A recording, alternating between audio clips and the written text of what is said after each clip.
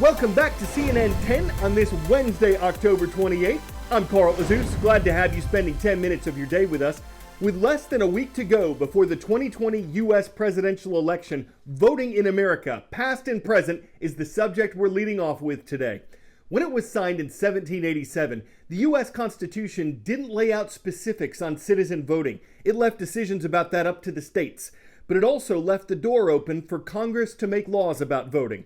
In practice, the right to go to the polls was originally limited to white men over age 21, and they were supposed to own land as well.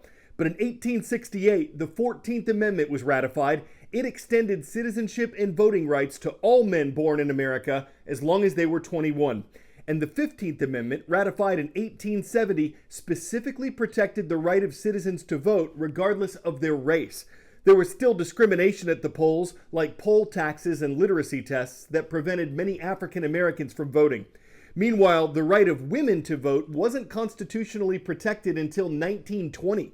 Before that, they could only go to the polls in certain states, but the 19th Amendment guaranteed women's voting rights in all states. Poll taxes were abolished by the ratification of the 24th Amendment in 1964, and the Voting Rights Act, a federal law passed the next year, abolished literacy tests. So this helped ensure Americans would have the right to vote regardless of their race, religion, or level of education. But they still had to be at least 21 years old until 1971. That's the year the 26th Amendment was passed, and that's the amendment that protected the right of 18-year-olds to vote. Historically speaking, turnout by America's younger voters has been lower than it has been by older groups. But this year, there are indications that voters between 18 and 29 years old are casting significantly more ballots than they did in 2016, at least as far as early voting is concerned. University of Virginia sophomore Libby Klinger is up early on a Saturday, ready to roll. These people will probably be home now. Joining fellow campus Republicans to get out the vote. There is a lot of enthusiasm among young conservatives to vote, especially in this critical year with everything that's been going on with the pandemic. We're out here canvassing today. So. They're the diehards, but still say everyone they know is voting. People are really starting to recognize just all of the different chaos within the political climate right now, that voting is the only real say that we can have. UVA Democrats are driving people to the polls. Hunter Hess waited with Maeve Connick for over an hour to cast an early vote. We've been doing it a lot, especially with first-year students who don't know the voting process very well. I don't know if I know anyone, any of my personal friends who haven't voted already. On the lawn, these students say voting is trendy. People on social media, they'll post a picture of them and their ballot, them and their I voted sticker. So it's almost like you feel a little peer pressure to vote? Yeah. Yes. Yeah. Young voters are a crucial part of the electorate and are already making up a large share of early voting across 14 key states compared to 2016. In Wisconsin, early voting among young people is up from where it was in 2016, and both parties are working it. We've seen an increase in the number of people asking questions about how to get registered to vote and trying to get registered to vote. The share of the youth vote is almost double what it was this time 4 years ago in Florida. Welcome to the FSU and FAMU College Democrats. College students here and across the pandemic-stricken country largely organize virtually. 10-second trivia. How long does it take the moon to orbit Earth? 1 day, 27 hours, 27 days, or 1 year? It takes just over 27 days for the moon to orbit the Earth. We can see it more often than that because of how fast the Earth rotates. NASA says it's confirmed the presence of water on the sunlit surface of the moon, but it's not like the lakes and rivers we see on Earth. Researchers have been making closer examinations of the moon's surface. Their tools include NASA's $583 million Lunar Reconnaissance Orbiter and the $3 billion SOFIA telescope, which is mounted to a plane.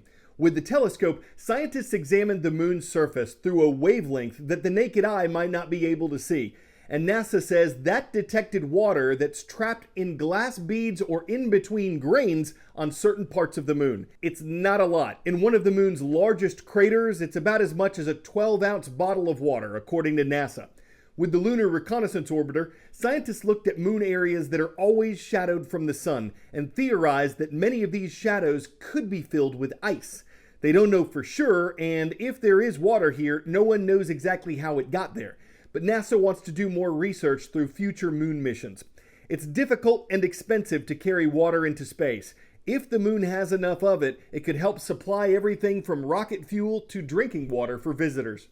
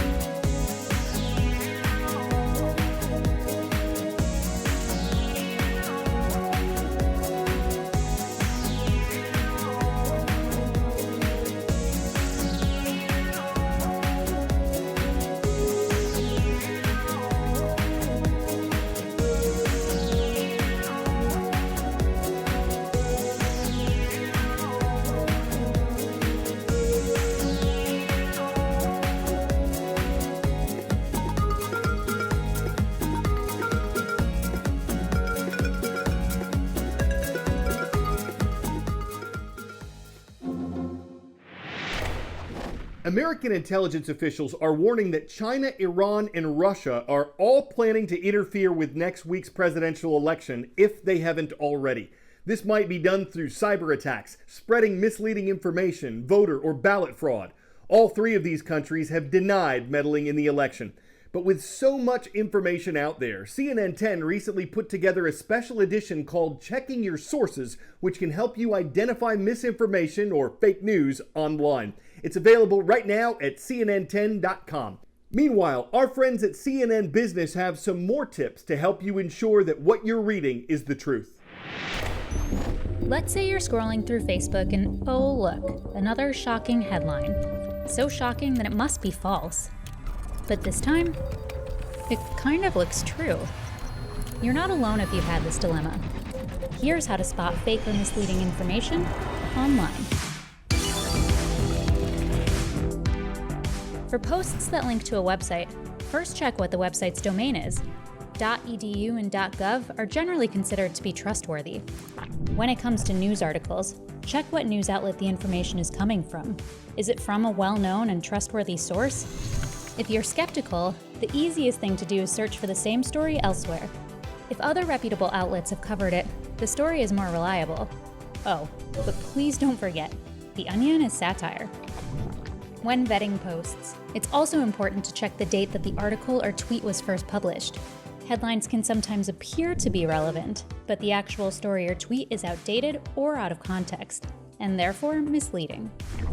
For posts by individual users, look to see if that user has a blue checkmark next to their name. A checkmark means that Facebook and Twitter have verified the account is run by a real person or organization that matches the username. Verified checkmarks shouldn't be your sole indication that the information is accurate. It's important to combine all these steps together to be able to make the best judgment.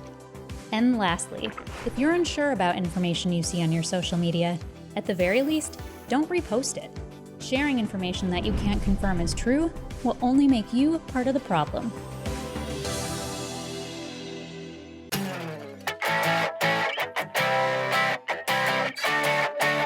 Any game involving an excavator is going to be done on a big scale. To celebrate its 95th year in business, the Caterpillar Construction Equipment Company built a giant Pacman game board. The goals: to show off the machinery and the industry to future workers.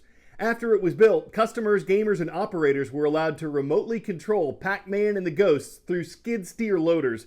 It took 70 man-hours to dig out the maze. But what an amazing midway to show off. We don't know who had the genesis of the idea, but Nintendo don't knock it till you've tried it. Why be Atari reasonable when you have the ColecoVision to Sega your funds into fun and games? I'm Carl Azus, and tomorrow we'll be back, man. Want to give a shout out to our friends at Glenwood High School. It's great to have you watching from Bowling Green, Kentucky, and thank you for your comment at youtube.com/CNN.